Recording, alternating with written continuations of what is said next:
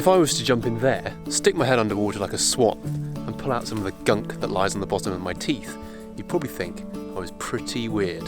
However, if I was to do that, I would present to you the world's first and original fossil fuel. Not necessarily a good thing, but it does have an interesting story. So what is that original fossil fuel? Well, it's known as peat. And basically, it's just a kind of special type of soil that you can burn and use for heating and use as a fuel.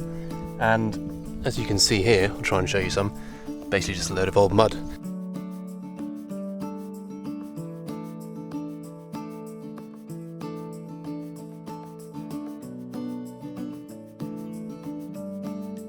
And it tends to form only in places like this.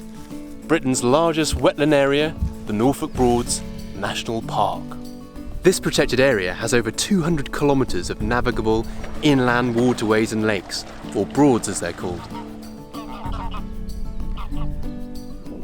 Despite covering just 0.1% of the UK, the Broads National Park contains more than a quarter of its rarest wildlife, from swallowtail butterflies to booming bitterns, and from hawker dragonflies to longhorn beetles.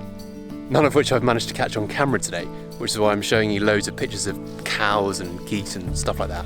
But you know, they look cool anyway. So if peat from wetland areas like the Norfolk Broads is Britain's and the world's original fossil fuel, how did they get it out of the ground in the first place? Well, this is where things might surprise you, because you see all these beautiful lakes and waterways, and you must think they're natural. I mean, they definitely look it, but in fact they're man-made. And the original cause, of course, is peat extraction. So back in the 12th and 13th centuries, local people were employed to dig out the peat by hand, which is an incredibly back-breaking and laborious process.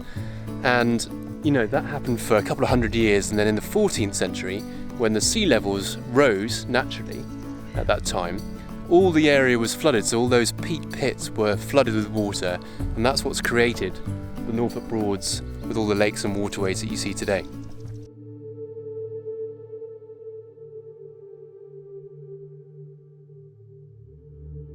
So this is the easy bit, you probably guessed it.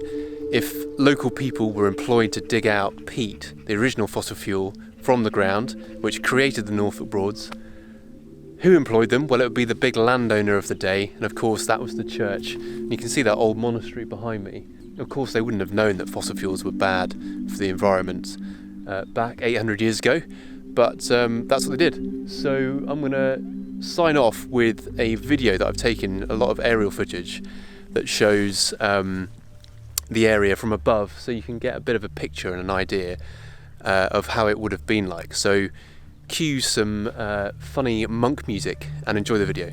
See you next time.